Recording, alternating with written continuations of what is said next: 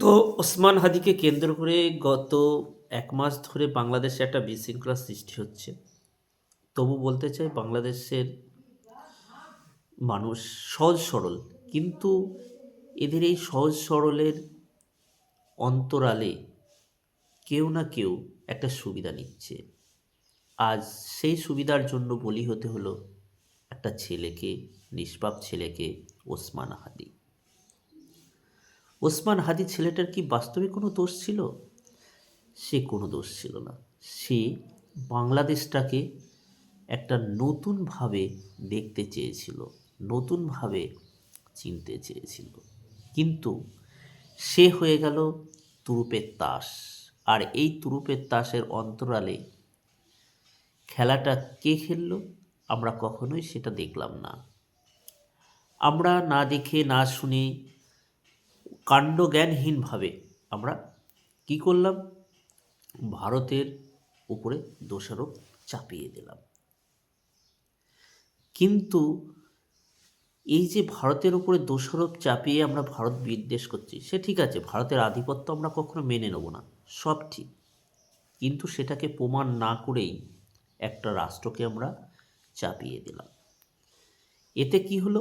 এই ঘটনাটা যারা ঘটালো তারা অন্তরাল থেকে নিজেদের আখের লাভবানটাকে গুছিয়ে নিতে শুরু করলো। আর তার জন্য বলি দিতে হলো বাংলাদেশের এক নিষ্পাপ ছেলে, শহীদ ওসমান হাদি। আচ্ছা, তর্কের খাতিরে যদি ধরেই নিই, ওসমান হাদির খুনি যদি সে বাংলাদেশ থেকে দুবাইতে পালিয়ে যেতে পারে, তাহলে এখানে কি কোনো সরকার পক্ষের দোষ নয়? অবশ্যই এখানে সরকারের মদত না থাকলে একজন ব্যক্তি দুবাই পর্যন্ত যেতে পারে না। আমরা এইটাকে আঙুল দিয়ে তুলতে পারছি না যে প্রকৃত খুনিকে। আমরা সব সময় ছুটে বেড়াচ্ছি বিপরীত দিকে। এর ফলে আমাদের কি হচ্ছে? আমরা নিজেরাই নিজেদের দেশটাকে শেষ করে দিচ্ছি, নিজেরাই নিজেদের দেশটাকে বিশ্বের কাছে বদনাম করছি। আমরা চাই না ভারতের আধিপত্য, সব ঠিক আছে, কিন্তু আমরা সেগুলো না জেনে না শুনে তাদের উপরে দোষ চাপিয়ে দিচ্ছি। আর তারা এতে কি হচ্ছে? আরও বিক্ষিপ্ত হয়ে যাচ্ছে আমাদের দেশের উপরে। মুস্তাফিজুর রহমানকে ক্রিকেট থেকে বাদ দেওয়া, সবই চলছে কিন্তু দুই দেশের রাজনীতির এই চাপানোতরের ভিতরে। কিন্তু ওসমান হাদিকে যে খুন করলো তার শাস্তি আমরা তো দিতেই পারলাম না। তাকে যারা দুবাইতে পালিয়ে যেতে সাহায্য করলো তাকেও আমরা খুঁজতে পারলাম না। আজ আমি এই প্রশ্নগুলোই তুলছি। আমরা যদি আজকে উপদেষ্টাদের ধরি, অবশ্যই এই প্রশ্নের উত্তর পাওয়া যাবে। তাদের কেউ না কেউ দাবার গুটির মতো চাল দিচ্ছে। আমরা বুঝতে পারছি না হিটলারই চাল। কারণ হিটলার যখন ক্ষমতায় ছিল সে নিজেই পার্লামেন্ট ধরিয়ে দেয়, ধরিয়ে দিয়ে সে বিরোধী পক্ষকে দোষ দেয় যে পার্লামেন্ট বিরোধীরা ধরিয়েছে, আমরা তো ক্ষমতায় আছি, আমরা তো পার্লামেন্ট ধরাতে পারি না। এর ফলে কি হলো? হিটলার পরের বছর বিপুল পরিমাণে সে লোকবল নিয়ে জয়লাভ করে। সে কি হয়ে যায়? চ্যান্সেলর হয়ে যায় একই সাথে। ঠিক এই রকম ধরনের চাল আমাদের বাংলাদেশে কেউ না কেউ খেলছে না তো? এই প্রশ্নগুলো আমি করে গেলাম। হয়তো এরকম হাদির মতো আরও হয়তো কেউ টার্গেটেড নয় তো? আমরা না জেনে না শুনে আন্দোলন করার আগে পরে ভেবে নেওয়াটা আমাদের উচিত নয় কি, যে এর অন্তরালে কে আছে? আমরা সেটা জাজ না করে একটা রাষ্ট্রকে কি করে আমরা সেই রাষ্ট্রকে বলতে পারি যে ওসমান হাদির খুনি আপনারাই রেখেছেন? দেখুন, যদি কোনো খুনিকে বাস্তবেই ভারত আশ্রয় দিত এইভাবে, পাকিস্তান কিন্তু পার পেয়ে যেত যে ভারত সন্ত্রাসবাদী পুষে রাখে বা খুনিদের আশ্রয়দাতা হয়।